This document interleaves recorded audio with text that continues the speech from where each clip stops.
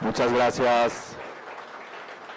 Le queremos dar la palabra al senador Jorge Enrique Robledo, candidato del Polo Democrático Alternativo. Bueno, empiezo por agradecerle muy especialmente a la Escuela Nacional Sindical por la invitación que nos ha hecho esta mañana a estar aquí. En segundo término, a todos ustedes, compañeras y compañeros, por estar con nosotros debatiendo sobre estos temas de tanta importancia. La Escuela Nacional Sindical acaba de producir este documento, ojalá todos lo lean, porque creo que es un muy buen resumen del drama de los trabajadores colombianos. Allí están por partes, es un buen documento, vale la pena que lo lean y que lo guarden, además porque les resulta útiles para las charlas de educación sindical. Bueno, ¿qué es en resumen lo que dice ese documento? No lo voy a contar, ustedes lo tienen. ¿Qué es lo que dice en resumen? Que las relaciones laborales en Colombia, las condiciones de trabajo en Colombia son un desastre. No hay absolutamente nada que tenga que ver con relaciones laborales en Colombia que funcione bien, que uno pueda decir, no sé, ir a Francia a una reunión y decir, es que en Colombia esto funciona bien. No, nada. ¿Dónde están las diferencias en las condiciones de los trabajadores? Que siendo todas muy malas, hay unas que son peores. ¿Sí? Entonces, el desempleo es horrible, pero el de las mujeres es peor. ¿Sí?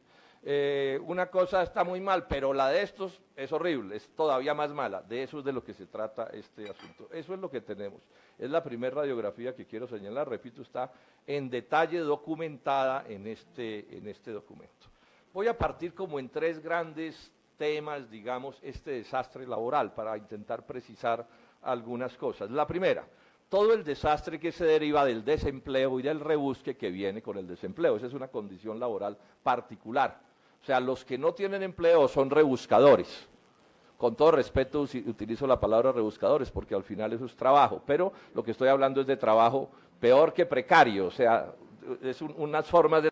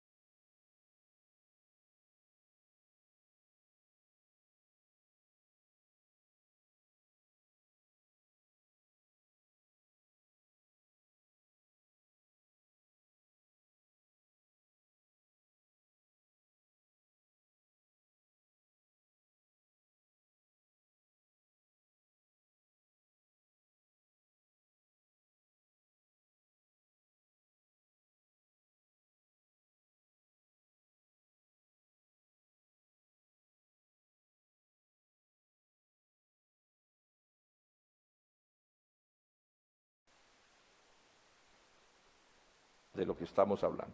Y el tercer aspecto que quiero mencionar, que merece un capítulo aparte, es todo el tema de persecución sindical. Aquí estos demagogos que nos gobiernan se la pasan el día hablando de democracia y nosotros los demócratas y no sé quién no es demócrata y sí sé más. Pero cuando se trata de que se cumpla la Constitución Nacional en los derechos democráticos de los trabajadores, ya no son demócratas. Si uno les dice el derecho a organizar sindicatos, un crimen.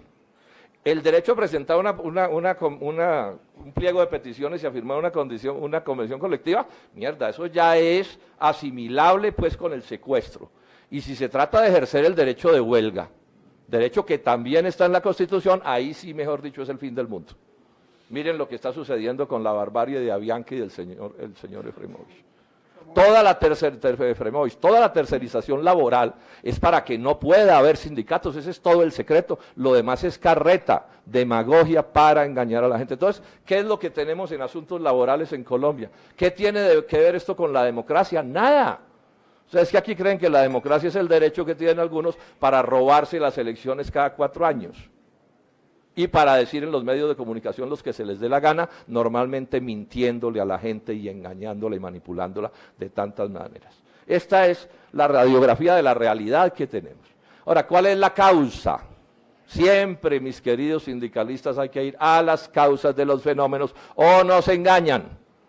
Aquí no hay demagogo que no tenga en Colombia, en el establecimiento, un discursito sobre la democracia. Pónganle la prueba ácida sobre el sindicalismo a ver en qué le queda la democracia. ¿Cuáles son las causas de esto? Pues es muy simple, aquí estamos desarrollando desde siempre un mal modelo económico y social, pero desde el 90 para acá el peor que podían imaginarse. O sea que hay un problema de la lógica con la que se gobierna Colombia. Veámoslo bien simple. ¿Cómo puede haber empleo en un país donde la política productiva del país no es producir, sino traer del exterior lo que podríamos producir en Colombia? ¿Cómo puede haber empleo si prefieren darle empleo a los gringos o a los alemanes o al que sea que dárselo a los colombianos? Es que la política industrial y agraria de Colombia es reemplazar el trabajo nacional por el trabajo extranjero. Lo demás es paja, demagogia barata. Nunca ha habido posibilidad de competir en los asuntos del libre comercio. No es posible. Esa es la realidad. Y si este problema no se resuelve, no se resuelve ninguno. En segundo término, todo el libre comercio, la globalización neoliberal, no está montada sobre la técnica y la ciencia. Eso es palabrería barata también. Está montada sobre el bajo precio de la mano de obra. Sin mano de obra barata no habrá neoliberalismo que valga. Ustedes aquí tienen que igualar sus salarios a los de Bangladesh o a los de Vietnam, o aquí no hay nada que hacer. Y de eso se trata los asuntos en los que estamos. Entonces no es sorprendente que se persiga el sindicalismo y la tercerización, porque de lo que se trata es de bajar los salarios, o para poder competir con las mercancías extranjeras, sí, que llegan a Colombia, o a ver si logramos de pronto exportar algo y nunca logramos exportar nada. Entre otras cosas porque a estos genios les parece una genialidad importar 13 millones de toneladas de productos del agro que nos comemos y que podríamos producir con el cuento de que es que le vamos a vender una uchuva a un japonés. A mí me tocó aguantarme un ministro de Agricultura, el doctor Arias, media hora explicando la economía de la uchuva. Esto es inaudito lo que está pasando en Colombia. Trabajan para los intereses extranjeros quienes nos están gobernando. Tercera cosa, que nos vamos a desarrollar por el crédito y la inversión extranjera. Mentira también, por cada dólar que entra al país sale $1.30. Entonces, ¿cómo nos vamos a desarrollar si sale más riqueza que la que entra? No hay que ser un genio en economía para entender este asunto. Como si fuera poco, no pagan impuestos. Los grandes capitales nacionales y extranjeros que funcionan en Colombia no pagan impuestos. Dice Ortega, el exdirector de la DIAN, que no es del Polo, que la evasión tributaria del 0.01 más rico de Colombia nos cuesta 30 billones de pesos al año. 30 billones de pesos al año. ¿Cómo puede funcionar una economía así? Bueno, y la política antisindical es proverbial. O sea, en Colombia ser sindicalista y ser un delincuente es una cosa que empieza a ser parecida para mucha gente a la que le han lavado el cerebro. Este es el país que tenemos. Ahora, ¿quién es el responsable de esto? ¿Castigo del cielo? ¿Una maldición gitana? No, esto es más simple, compañeras y compañeras. Hemos sido mal gobernados desde siempre. Nunca ha habido, por lo menos en el siglo XX en Colombia, un gobierno preocupado por el verdadero desarrollo nacional, por industrializar el país, por desarrollar el agro, por elevar el nivel de vida, para meternos en el mundo de la ciencia y la tecnología compleja. No, nada en eso. Todos ellos, los mismos con las mismas, la misma manguala que en los últimos años viene desde el Frente Nacional, Partido Liberal, Partido Conservador y sus partidos hijastros. Sus partidos hijastros, todos igualitos entre ellos. Por ahí circula una foto de los abuelos de Vargas Lleras y de Santos cuando ya eran compadres políticos en 1940. Uno presidente y el otro ministro.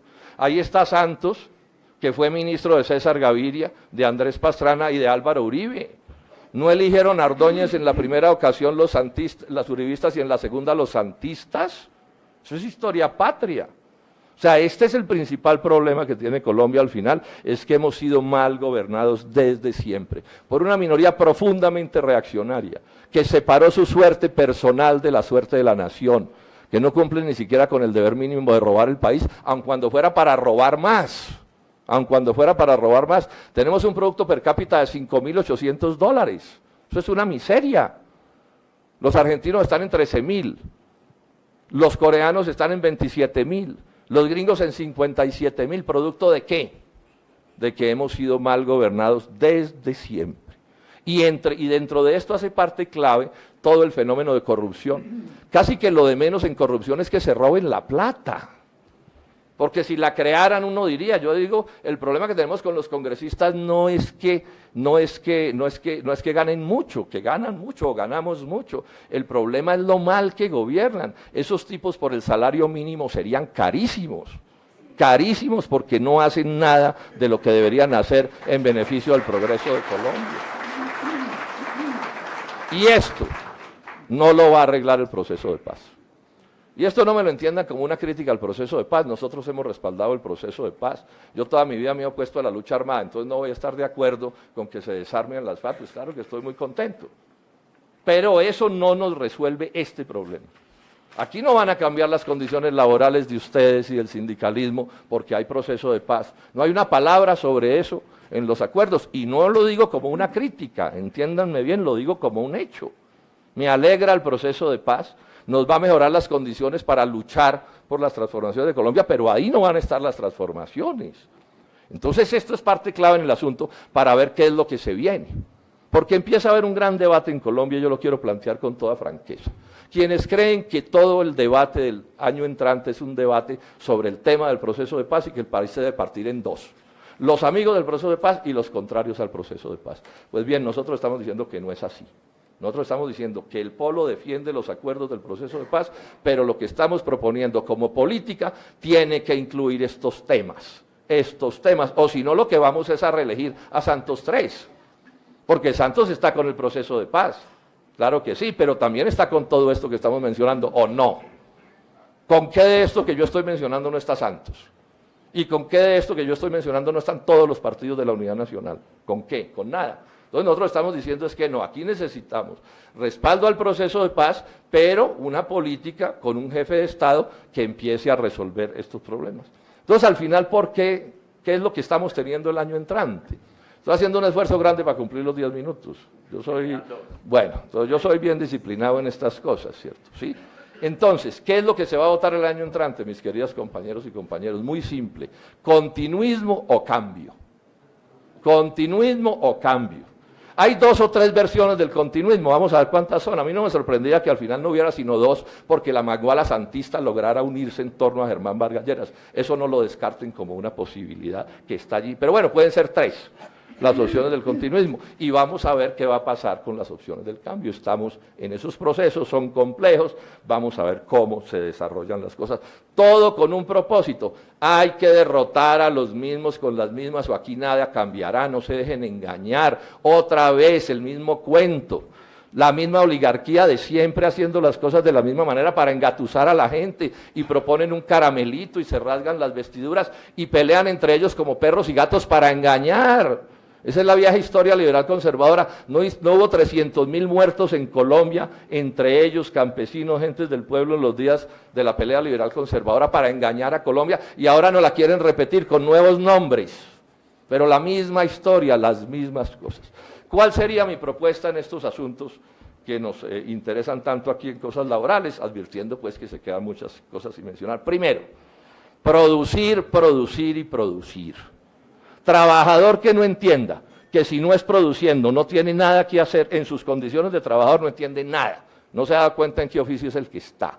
No puede haber empleo donde no se crea riqueza, donde no hay agro, donde no hay industria, donde el producto per cápita no sube de 5.800 a cifras mayores, donde no hay técnica, donde no hay ciencia. Eso es ABC de este asunto.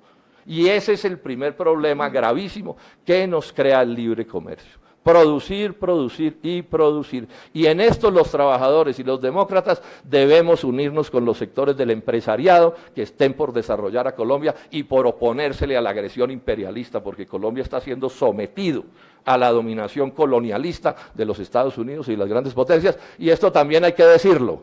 Ok, ya quedó prohibido hablar de estas cosas. Está prohibido y entonces los trabajadores no deben hablar de estos porque es que de pronto alguien se molesta. Bueno, parte del debate que tenemos que hacer. Bueno, resolviendo ese asunto, o atacando, mejor, trabajando sobre ese asunto de crear más riqueza, también hay que trabajar sobre desigualdad, porque Colombia es el 8º país más desigual del mundo. O sea, no producimos casi riqueza y se distribuye mal. Ahí, ¿qué hay que hacer? Primer propuesta en desigualdad. Aquí no se puede seguir robando la plata de los impuestos, hola. 30 billones de pesos se roban estos tipos en impuestos. Es lo mínimo que tiene que hacer un rico, pagar impuestos, hola. Si es que se enriquecen por el esfuerzo de la nación, es todo el país el que les da todo. Aquí les damos las carreteras, la educación, la salud, todo para que ellos consigan plata. Paguen impuestos. No para que se quiebren, nadie está hablando de eso, pero sí que paguen los impuestos que ordena la Constitución y la ley. Esto hay que volverlo una batalla. Aquí la reforma tributaria es muy simple, que no se roben la plata. Y cité a Ortega, porque Ortega cualquier cosa será menos una persona con la que el Polo Democrático Alternativo, o sea, que tenga afiliación en el Polo Democrático Alternativo. Segundos asuntos en el tema de la desigualdad. Primero, garantías sindicales. Yo les digo con franqueza, yo soy amigo de los sindicatos y no me da pena ser amigo de los sindicatos y de los sindicalistas. Y si aquí no hay garantías laborales, no hay cómo atacar de verdad la desigualdad social. Y eso hay que explicárselo al empresariado, cuya economía defiendo. No, esto es con la economía empresarial desarrollándose, la de los campesinos y la de los indígenas y la de todo el mundo, pero con derechos laborales de los trabajadores. Porque está en la Constitución y porque es un criterio democrático. Yo en esto, repito, soy amigo de la causa de los trabajadores. Mis puntos de vista en esto son los de los trabajadores. Y no...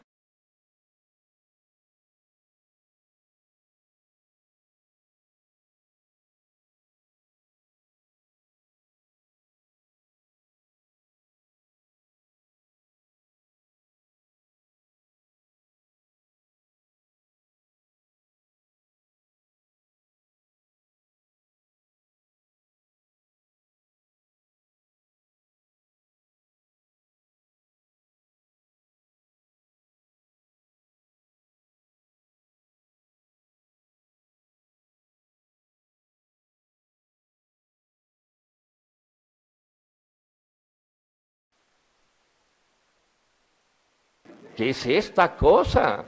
Es en esto en lo que estamos. Cuarta idea, carreras administrativas en el sector público, no más la vagabundería de que extorsionan a los trabajadores con los puestos. Necesitamos carreras administrativas y esto es golpeando la privatización, que no solo es garantizar las peores condiciones laborales para los trabajadores, sino ni siquiera acumular el conocimiento y robarse la plata, porque ese es parte del fenómeno de las carreras administrativas. Y por último, digamos esto, y se me quedan cosas, estoy bregando a cumplir. Seguridad social. Seguridad social. Y les digo esto, yo no aceptaré en mi gobierno, bajo ningún truquito, golpear las pensiones de los trabajadores y de las trabajadoras de Colombia. A mí en ese cuento no me montan. O sea, entonces que aquí los señores del Banco Mundial, los señores del neoliberalismo, destruyen el país y la solución a los líos de pensiones que son ciertos, pero que tienen como causa las malas condiciones productivas y laborales, la solución ¿cuál es? Donde hay un pobre que no esté muriéndose de hambre para que llamen a la policía a ver cómo le quitan lo que tiene. Eso es lo que está proponiendo la organización, la OCDE, o no es eso lo que está proponiendo, es eso. Entonces fijémosle posición a eso, no le vamos a someter a las orientaciones de los gringos y de los europeos en la OCDE, pues yo no. En mi gobierno eso no va a pasar. Ya veremos qué otras cosas hacemos, pero eso no va a pasar en mi gobierno. Por último esto, mis queridos trabajadores y trabajadoras, este país solo podrá cambiar si todos y cada uno de los trabajadores colombianos, empezando por sus jefes sindicales, cambia su manera de pensar. Porque Colombia no puede salir adelante. Si aquí somos muy por el cambio y la democracia y el progreso de Colombia en la lucha sindical, pero cuando llega la hora política, es saber dónde le encuentran a algún enemigo del progreso de Colombia un aspecto positivo para ver cómo se inventan el pretexto de votar por él. Así no se puede, no se puede. Si siguen eligiendo a los mismos en Colombia, seguirá pasando lo mismo. Seguirá pasando lo mismo, no importa cuál sea el pretexto por el que se vote. Ahorita la hoja de parra es el proceso de paz. Bueno, ya nos pasó con Santos. Ya nos pasó con Santos, se eligió con esa historia. Bueno, ya hay proceso de paz y eso me parece que está bien. ¿Y lo demás qué? ¿Qué le pasó al progreso de este país? ¿Qué le pasó a los trabajadores colombianos en estos 4 años? No, necesitamos nuestra propia opción, nuestra propia idea de cambio. A eso es a lo que los invito, a que luchemos de verdad por transformar a este país. Muchas gracias.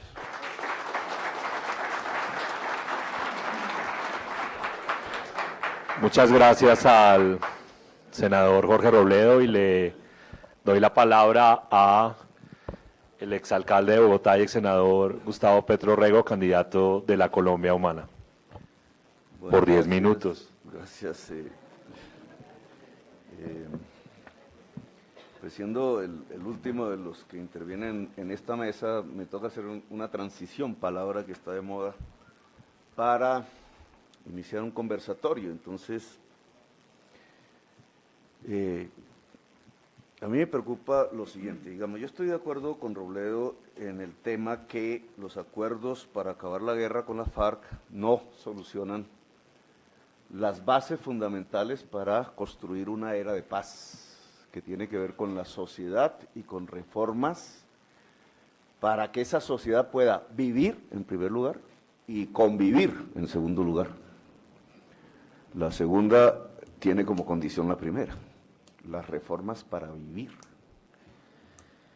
Y eso no se encuentra, digamos, exactamente en los acuerdos que llaman de La Habana o del Colón, lo cual no significa que sean innecesarios. Y estoy de acuerdo con Robledo en el sentido de que habría que buscar un empresariado que ayudara en las reformas, un pacto. En lo que no estoy de acuerdo es que yo no creo que ese empresariado sea el grupo empresarial antioqueño. Y básicamente porque si uno se propone una reforma de pensiones, por ejemplo, como la que explicó, retomando una idea nuestra, Claudia López, el modelo de Pilares, que es una idea que no es nuestra, es una idea que se implementa en Uruguay, en la búsqueda de implementar pensiones. Pues el segundo propietario de fondos privados de pensiones de Colombia es el Fondo Protección, que es del Grupo Empresarial Antioqueño. O si se pretende una explosión productiva del país, hay que recortar las rentas financieras, que se mueven fundamentalmente alrededor de las pensiones y la salud, y el principal banco de Colombia es del Grupo Empresarial Antioqueño. Entonces, yo creo que esa búsqueda y en terreno positivo hay que acicalarla más, y voy a tratar de explicarla. Digamos, el trasfondo, el paradigma que está en el documento de la escuela, y que es la base de esta discusión, es más o menos el siguiente, y no lo comparto estrictamente. Existió una revolución industrial en el mundo, la hizo el capitalismo, en muchas sociedades logró que la mayor parte de la sociedad se dividiera en dos: asalariados, la inmensa mayoría, trabajadores, hombres en esa época, y empresarios. Y lograron un pacto después de intensas luchas obrero-patronales, políticas, no solamente sindicales. Ese pacto fue el estado de bienestar. Lograron, a partir de esa extensión del trabajo asalariado y incrementos de la productividad, cuyos beneficios se dividían en ganancias para los empresarios y salarios más altos para los trabajadores nacionales de esos países, unos aparatos fuertemente financiados vía impuestos o parafiscales que llamamos nosotros, en pensiones, en seguridad social en general, universidades públicas, estado de bienestar se le llamó eso. La base de todo ello era una expansión de la industria. Y a partir de esa expansión de la industria del siglo XX, hubo un cambio sustancial de la agricultura, que llamamos hoy agricultura moderna, capitalista, y unos servicios adecuados a ese tipo de proceso de industrialización que copó el escenario económico del siglo XX. Sus productos fueron básicamente los que consumimos en el siglo XX. Carros, automóviles, electrodomésticos, etcétera. Eso que sucedió en el mundo desarrollado y que generó ese aparato de protección social se frustró en Colombia. Ni siquiera logramos los niveles que sí alcanzaron México o Argentina, el cono sur, Uruguay, el sur del Brasil, que lograron acuerdos obrero-empresariales u campesino-empresariales, como en el caso de México a principios del siglo XX, y determinaron un crecimiento de la nación, un crecimiento de la industria, unos mejores niveles, por tanto, a partir de la industrialización de aparatos de protección social. A eso le llaman hoy los neoliberales el populismo. Pero en Colombia ni siquiera eso hicimos. El proyecto de la industrialización en Colombia murió con Alfonso López Pumarejo, 1936. Para ponerlo en términos más concisos, fue hundido en sangre. Y quien se privilegió en el poder fueron los grandes poseedores de tierras, que se adueñaron de la política, que se adueñaron de las armas, que se adueñaron incluso del país. Y que hoy tienen sus consecuencias en lo que podríamos llamar el mega narco latifundio improductivo. Un mundo semifeudal. Un mundo que castraba las posibilidades de la industrialización en Colombia. La renuncia de López Pumarejo, el asesinato de Gaitán, la destrucción después de la economía cafetera y luego el incremento del narcotráfico en Colombia, el paramilitarismo, toda esta historia contemporánea, el hecho de que los escasos industriales que nacieron a partir de la protección y exclusivamente del Estado, el señor Ardila, el señor Santo Domingo, el señor, prácticamente, y los del grupo empresarial antioqueño en otro lado del país, financiaran el paramilitarismo, es la expresión de la subordinación del enclenque aparato industrial colombiano a el semifeudalismo de la gran propiedad de tierras. No se resolvió nuestro proceso de industrialización, no hicimos la segunda revolución industrial y por eso estas cifras son las que puede presentar la Escuela Nacional Sindical. Ahora, entonces se trata de hacer esa revolución. Entonces la solución estaría, como si no hubiera pasado la historia, en que pudiéramos realizar las tareas de 1936 sin más ni más, y entonces se pudiera generalizar una industrialización potente en Colombia, hacer gravitar la agricultura, que implicaría, entre otras cosas, la reforma agraria. No hablar de eso es hablar mentiras, es decir, acabar la propiedad latifundista en Colombia, improductiva y la improductividad sobre tierras fértiles, pero sobre esa base podríamos hacerlo en estas condiciones y entonces poder hablar de un sistema pensional universal, etcétera, de protección social universal, una especie de estado de bienestar al estilo del siglo XX, francés, inglés, norteamericano, pero en Colombia.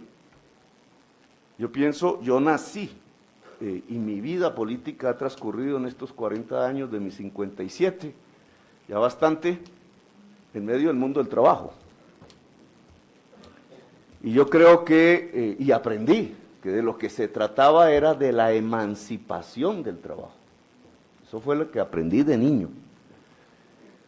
Y por tanto, en cierta forma, mi obsesión ha sido cómo, digamos, el mundo del trabajo, y entre ellos el mundo sindicalista, tendría que comprender las transformaciones que ese mundo del trabajo está sufriendo hoy para intentar dentro de esas transformaciones reivindicar la tesis de la emancipación del trabajo. La emancipación del trabajo es el trabajo decente. Es el tema, el título del evento. No hay trabajo decente si no es trabajo emancipado. Trabajo decente no es simplemente trabajo asalariado, que equivale a empleo. No, el trabajo decente es el trabajo libre, que genera el desarrollo del individuo, de la persona y de la sociedad. Hombre, mujer, joven o viejo. Y aquí me inscribo un poco en esta segunda parte de mi intervención. ¿Qué está pasando en el mundo? Yo como un Quijote aquí, un tanto en solitario, he hablado del cambio climático, a ver si eso... Me han destituido por eso 2 veces.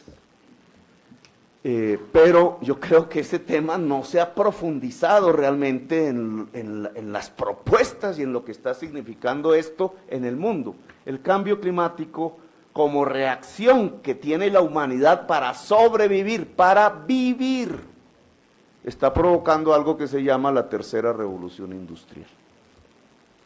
Balbuciante, no programada por estados, en una perspectiva muy diferente a la de octubre del año 1917, está apareciendo con mucha fuerza, empujando desde el seno de la economía misma algo que yo creo que debemos ponerle cuidado. Hay una transformación energética fundamental. Hay que separarse del petróleo y del carbón. Algunos sindicalistas ligados a esas ramas dirán, uy, cuidado, ¿cómo? Toca. Nos obliga la vida a separarnos del petróleo y del carbón, las energías sucias. Y eso crea un nuevo escenario que está siendo impulsado empresarial e individualmente, que se llama las energías limpias, que en nuestro caso es el sol, pero también el viento, el agua, etcétera, pero de una manera que empieza a tener una tensión política en el mundo. Las energías limpias se pueden producir en cada hogar. Y si se producen en cada hogar y se interconectan a través de redes inteligentes, el mercado mundial capitalista de la energía se desploma.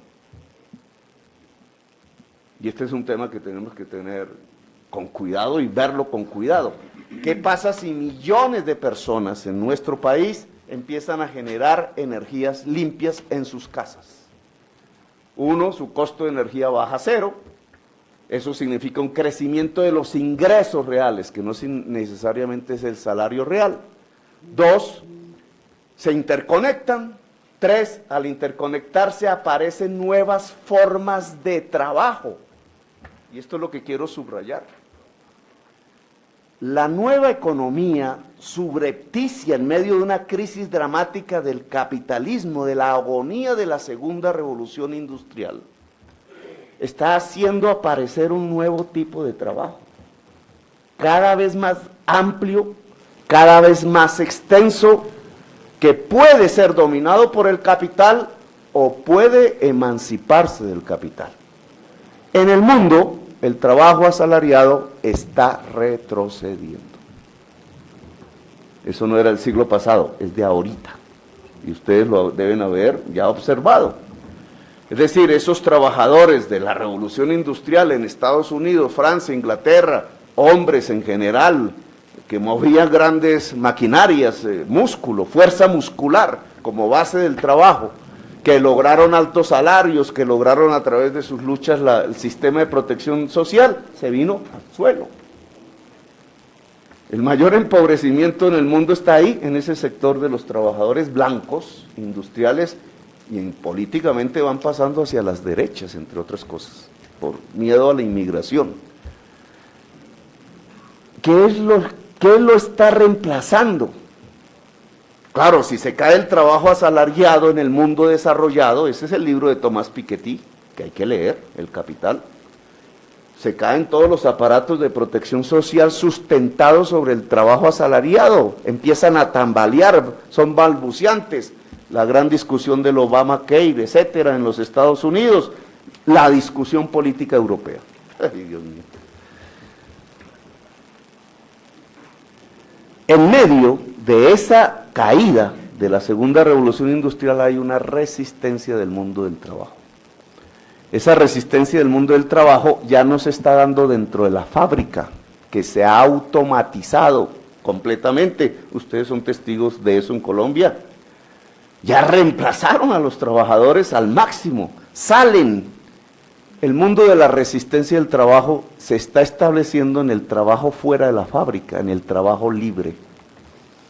Cada vez más juvenil, cada vez más femenino, cada vez más asociado, cada vez más en red y cada vez más en lucha en si es cooptado por el capital, la intención del capital y la ganancia de acoger el trabajo libre para volverlo ganancia o, al contrario, depurarlo del capital y volverlo un trabajo libre y creador. Esto solo se produce en la nueva economía, es decir, en la sinergia entre energías limpias distribuidas democráticamente y redes de todo tipo, que son también redes eléctricas y de datos. Esa sinergia que nos trae la electrificación del transporte masivo, que nos trae el abaratamiento de la energía eléctrica, que nos trae por tanto el abaratamiento de los procesos productivos, tanto en la agricultura como en la industria, como en los servicios, está generando un nuevo trabajo libre asociado a escala global. Mi invitación es adaptar nuestras formas de raciocinio, nuestras propuestas y nuestras formas de gobierno, si logramos ser gobierno, a esta nueva economía. Es decir, poder desarrollar la tercera revolución industrial en Colombia. Y utilizar, porque esta es una perspectiva a 30 años, y es lo que va a suceder ya completo en 30 años, utilizar los próximos 4 años del gobierno nacional en las adecuaciones institucionales y sociales que nos permita la irradiación completa de la tercera revolución industrial en Colombia. Y como el tiempo se me agotó y no quiero, pues obviamente ser abusivo con mis colegas, pues seguramente en las próximas preguntas podremos concretizar qué significaría esto, qué tipo de políticas, qué tipo de aparato de protección social podríamos tener, qué tipo de educación podríamos reformar, qué tipo de salud pública, cuáles las infraestructuras que debe desarrollar el Estado para propiciar, estimular este tipo de desarrollo y, entre otras, cuál sería el tipo de empresariado que realmente podría ser aliado junto a la fuerza y al mundo del trabajo en este tipo de transformación profunda de la economía colombiana. Gracias.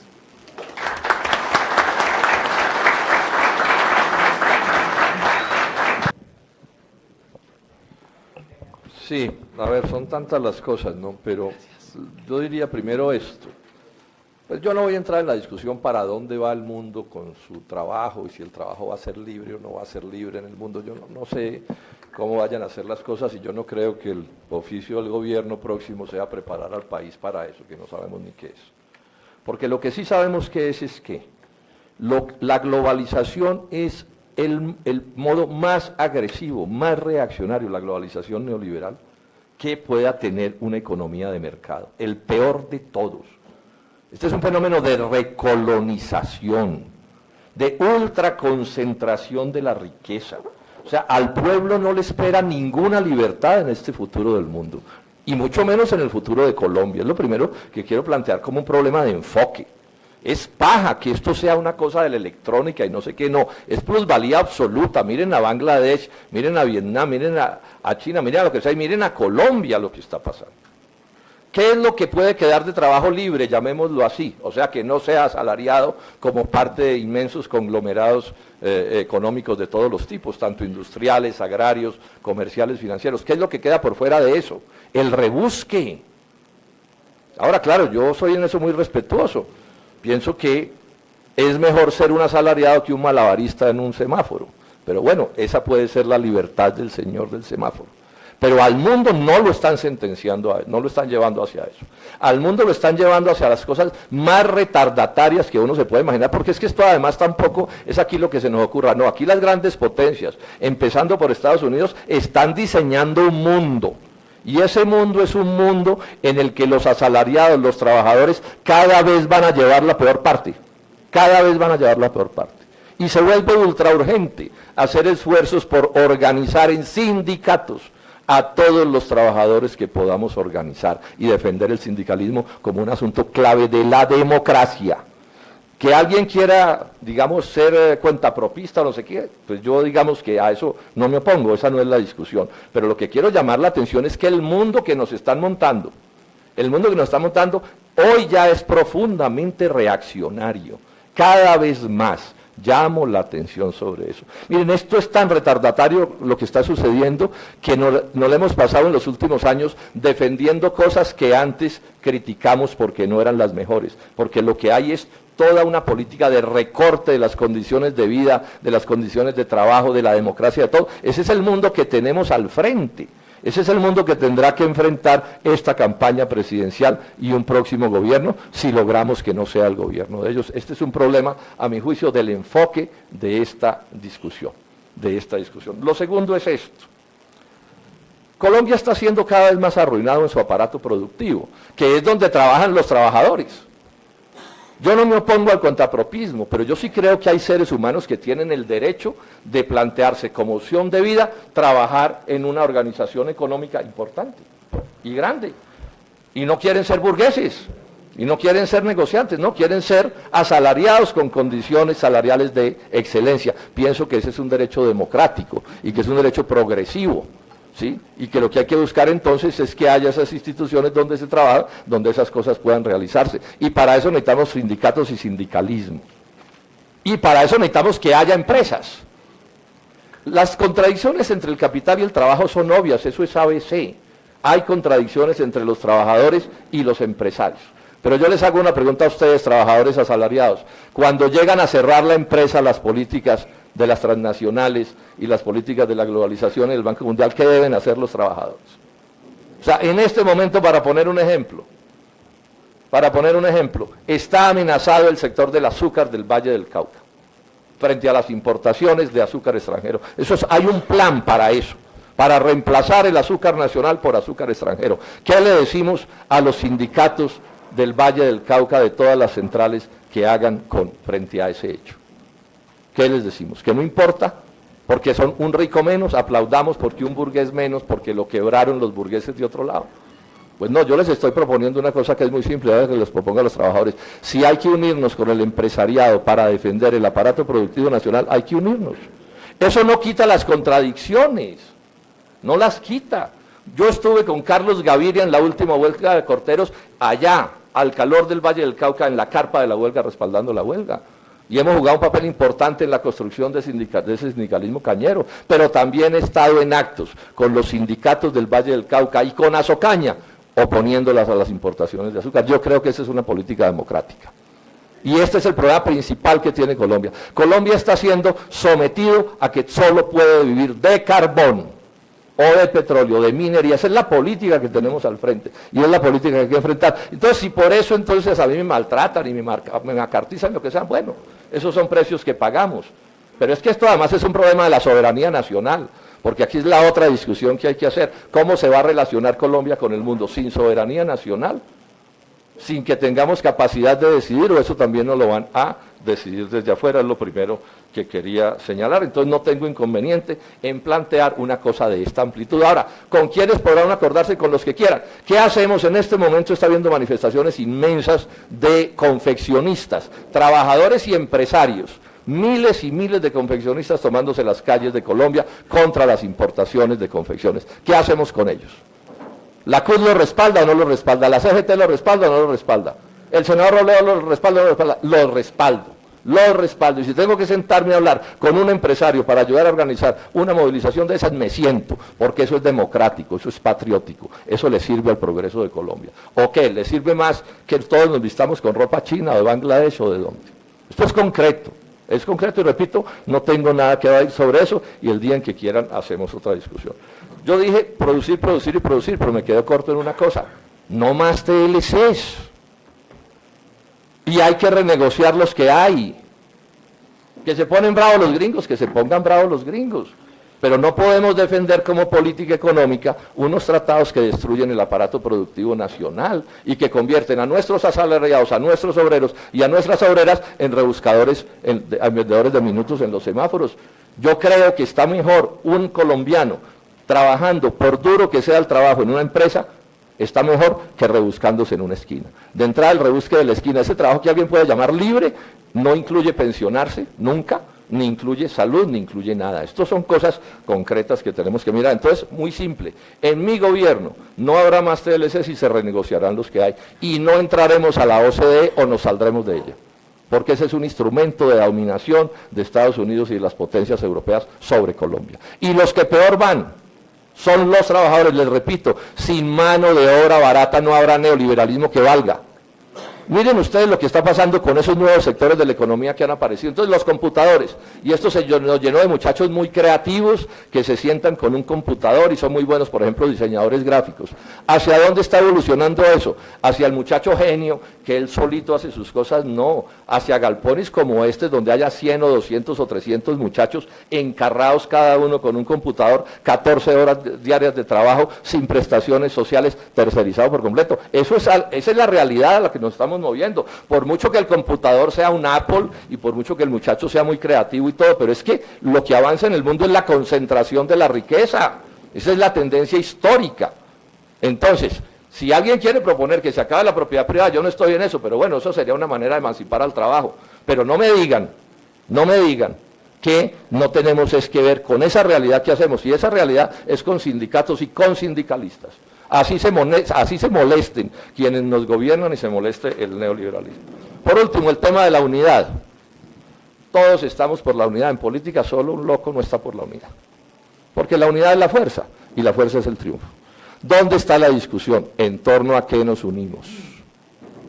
Y hay un debate, hay que plantearlo con toda claridad, entre nosotros hay un debate que dice que la unidad es ni o ni, que es lo que yo digo.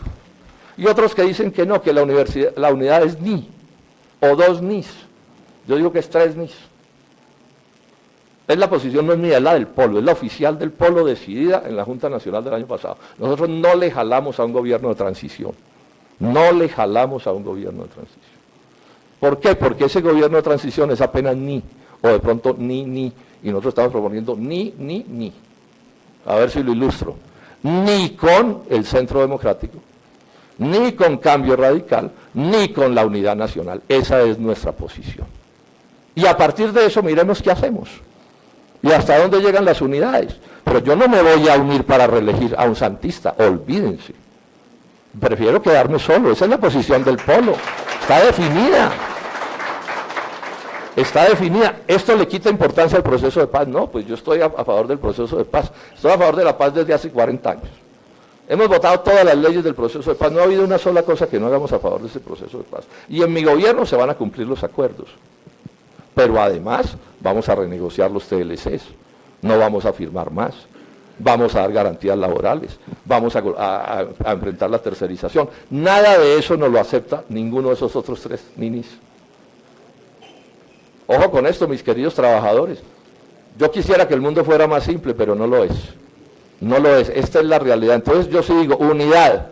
Habrá que mirar los detalles, unir es bien difícil, todos lo sabemos, pero primer condición de la unidad es ni con el santismo, ni con el uribismo, ni con el vargallerismo. Y a partir de eso miremos a ver qué hacemos. Muchas gracias, esa es la posición. Senador. Bueno, indudablemente yo no estoy de acuerdo en eso de que nos importa un comino lo que pasa en el mundo y solo pensemos aquí, porque esa ha sido una de las tragedias colombianas. Yo le permito después la palabra al doctor Robledo, pero se inicia una discusión, tenemos que mirar el mundo. El maestro Hegel nos enseñó que las contradicciones tienen un lado negativo y un lado positivo, ¿o no? Que en lo negativo, poniéndolo en términos de procesos sociales, y la política es lo que está muriendo. Claro, y podemos nosotros hablar aquí de todo lo que está muriendo, incluido el malabarista que para pedir limosna tiene que ponerse en una esquina. Y hablamos de lo que está muriendo. Pero mal haríamos y llevaríamos a un estrellón al movimiento social y popular en Colombia si no miramos lo que están haciendo, lo nuevo. Porque ahí nos tenemos que agarrar. ¿Agarrar para qué? Para transformar la sociedad, que es el papel nuestro. El papel de Uribe, el papel de Santos y el papel de Vargas Lleras es conservar lo que hay en la sociedad hoy. Nosotros estamos aquí es para cambiarlo. Y entonces en esa medida lo nuevo me parece que debe ser estudiado. Yo no digo que sea el portento y la utopía, no quiero caer en utopías. Por eso no he hablado de lo que va a pasar en 50 años, porque no lo sabemos. Pero sí hay unas tendencias que tenemos que mirar. Y sirven los ejemplos que ha dado el doctor Robledo para explicarlas. Veamos. El tema es del trabajo nuevo que aparece en la sociedad mundial, es el malabarista que pide limosna en una esquina de Bogotá, o es Wikipedia. Yo haría unas preguntas. quienes hemos mirado la enciclopedia Wikipedia, que antes eran unas enciclopedias que se vendían en el mercado de grandes tomos pesadísimos, una mercancía hecha por trabajadores en industrias editoriales. Hoy, ¿quién es el dueño de Wikipedia? ¿Cuántos trabajadores y trabajadoras han hecho Wikipedia? Millones en todo el mundo. Millones. ¿Qué usan? ¿Músculo o cerebro? Cerebro. Wikipedia eléctricas. Inteligentes en el sentido que lleven también datos y comunicaciones. Esos son trabajadores y trabajadoras. ¿Qué tendríamos que hacer? Transporte eléctrico. Porque si se baja el costo de la energía por el incremento de la oferta generada democráticamente, el costo de la energía se desploma. Y si se desploma, es mejor tener metros, tranvías, red férrea nacional. El Estado tiene que aparecer allí. ¿Qué tenemos que hacer? Saberes, universidad pública, universal y gratuita, y no solamente para la juventud, sino como capacitación de un nuevo trabajo que enseñe a amar el saber, el trabajo en equipo y la naturaleza. Son tareas concretas. Ahora, eso en el campo de la institucionalidad, del aparato de protección social, ¿qué nos demanda? Nos demanda, pues, esa universidad pública y gratuita, pero no solamente para la juventud, sino extendida al conjunto de la sociedad. Nos demanda un modelo preventivo de salud estatal y público. Nos toca o hablar de una universidad pública gratuita y universal, que implica obviamente dineros y harto. Es un programa. ¿Dónde están nuestros amigos y los que no son nuestros amigos? ¿En dónde está la frontera de lo que nos separa de otros y de lo que nos puede unir? ¿No está alrededor del programa? O sea, a mí que me digan, ¿usted quiere apoyar a Fajardo? Sí. Pero yo no quiero apoyar a Fajardo sin un programa. Fajardo va a hacer, si llega a ser presidente con mi apoyo, la reforma pensional, la reforma de salud que necesitamos. Para Fajardo poderlo hacer, tiene que separarse de sus fuentes de financiación. O el sindicato antioqueño tiene que sentarse en la mesa y decir, oiga, yo creo que ustedes tienen razón, llegó el momento de cambiar el modelo económico y transitar a otro, con amplitud de derechos para los trabajadores y las trabajadoras. Y yo entendería si entonces la frontera los incluye o no. E incluso para lograr que el sindicato antioqueño o cualquier otro grupo empresarial actual colombiano, que yo creo que nuestros aliados son estos balbuciantes jóvenes que andan metidos en las energías renovables y que andan metidos, en el caso del campo, en la producción de alimentos nutritivos, que generalmente son mujeres, o esas confeccionistas que quisieran los computadores para diseñar, o esos jóvenes que quisieran ser malabaristas, pero no para pedir limosna, sino porque quieren ser malabaristas, que ese es el trabajo del siglo XXI. Ese empresariado es el que sería nuestro aliado, en mi opinión.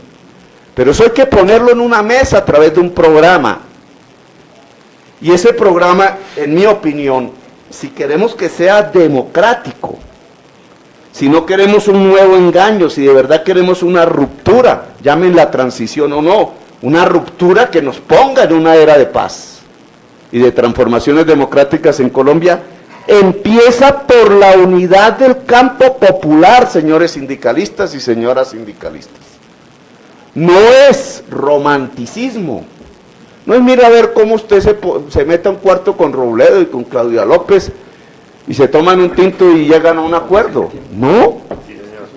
Tiene que comenzar por la unidad del campo popular, o si no los sectores medios del país y empresariales del país no van a querer hacer una reforma democrática en Colombia. Y entonces mi propuesta es al polo democrático, a los sectores progresistas del Partido Verde, a los que ya no están metidos en partidos, al movimiento indígena es, ¿y por qué no nos ponemos de acuerdo primero nosotros? Y presentamos un programa y esperamos cuáles son las barreras, los límites de nuestros aliados y aliadas hacia adelante. No es lo que deberíamos estar haciendo ya, y como no me quiero pasar del tiempo, entonces gracias. Muchas gracias. No sé, creo que Yo quiero deberíamos darle un minuto al senador Quiero Robledo. referirme a algunas alusiones. Hombre, estamos trabajando en una alianza, eso se sabe, con Compromiso Ciudadano y Sergio Fajardo y Claudia López, y la Alianza Verde y el Polo Democrático y Jorge Enrique Robledo. Sí, es defendiendo la economía empresarial, sí, señores. Así es.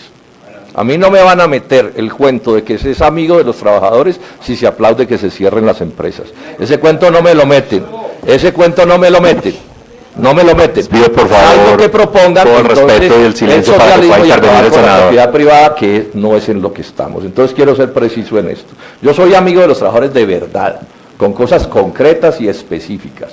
Y no estoy de acuerdo con que se destruya el aparato productivo. Eso es una primera cosa que quiero ratificar. Y estamos haciendo esfuerzos por hacer ese acuerdo. Y ese acuerdo es obvio que contiene un programa, no hay para qué hacer insinuaciones pues, desproporcionadas. Estamos trabajando en eso. Vamos a ver si aparece el programa. Si el programa no aparece, pues no habrá acuerdo. Pero ese programa no es santista, quiero repetir, no es santista, no es santista.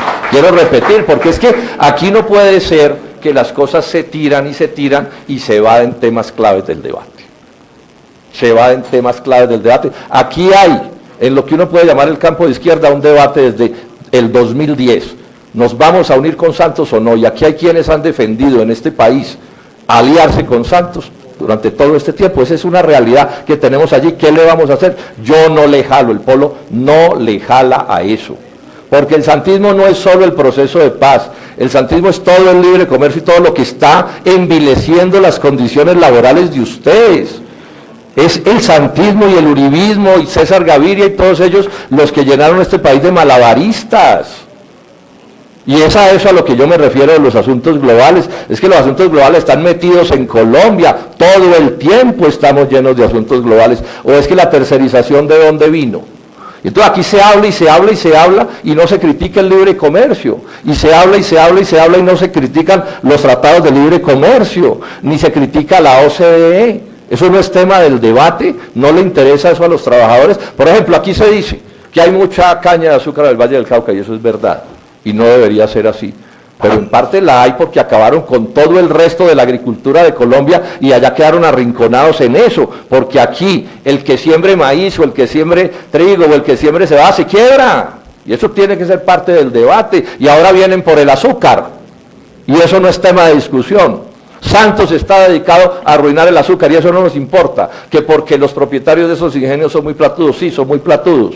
¿Y qué pasa con los trabajadores? A mí no me van a decir que se defiende bien a los trabajadores si se dice que hay que desbaratar el aparato productivo de un país. Ese cuento no me lo echan. Eso es ABC de economía política, está claro, desde hace mucho rato. En el mundo se ha discutido si las empresas deben ser públicas o privadas, estatales o no, grandes o chiquitas o lo que sea, pero en el mundo serio nunca se ha discutido la existencia de las empresas. Y menos lo han discutido los trabajadores, mis queridos sindicalistas.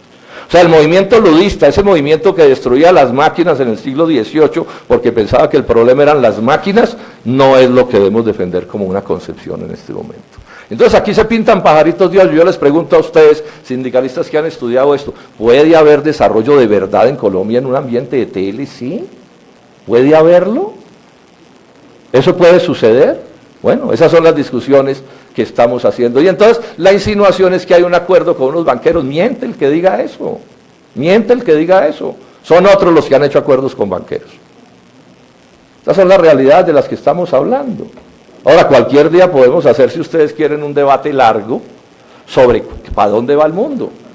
Porque es que aquí hay unos que creen que el mundo va hacia una cosa maravillosa de libertad y yo no creo eso.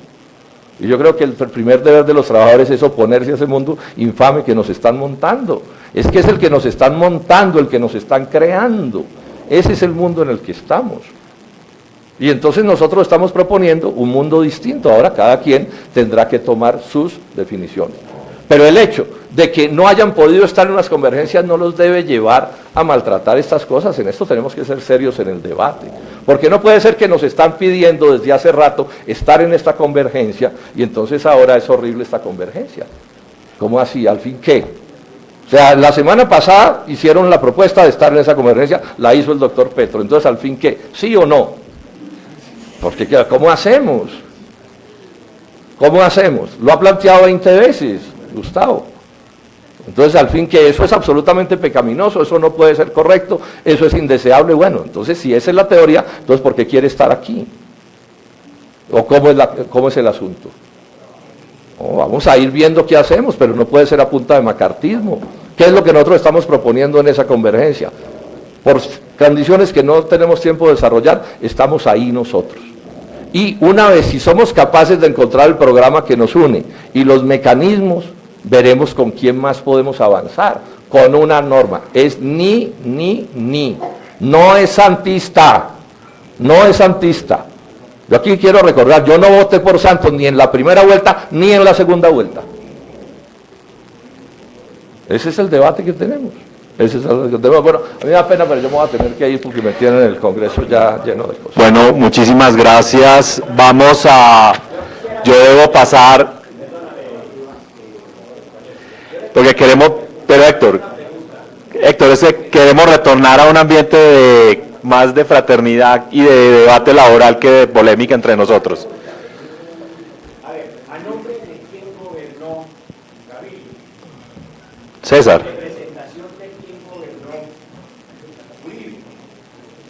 ¿Y en representación de quién gobierna Santos? ¿De los empresarios? No, pero eso... ¿De los ricos o de quién? ¿Me permite una respuesta? No, pero es que esto aquí entonces va a volver una gavilla. A ver, dame la palabra un momento, yo respondo. Sí, senador. No.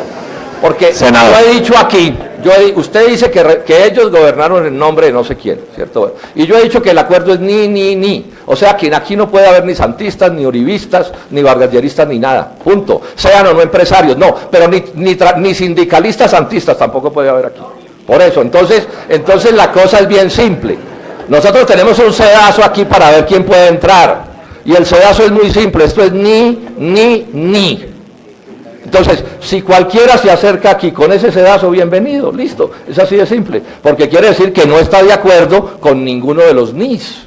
Pero aquí no me van a montar el cuento, pues, de enrojecer las cosas a nombre del santismo. Me da pena, pero no. En ese cuento a mí no me meten, que estamos ya demasiado viejos para estas cosas. Aquí hay un sedazo, que es el sedazo de un programa, que es un programa contrario al que ellos defienden. Entre otras cosas, la corrupción de ellos, porque es que aquí, pues, o es que ya se les olvidó lo que salió ayer del doctor Santos en los papeles del paraíso. Eso tampoco es parte del asunto. yo le pido, Héctor, por favor, yo le pido que ya dejemos este tema. Es una cosa de la política, senador. Quieren despachar esto con macartismo. Entonces yo sí les digo esto, mis queridos trabajadores, aplaudiendo que se cierren las empresas, a mi juicio están bastante desenfocados, bastante desenfocados. Ese es el debate, Pero bueno, yo los dejo y muchísimas gracias.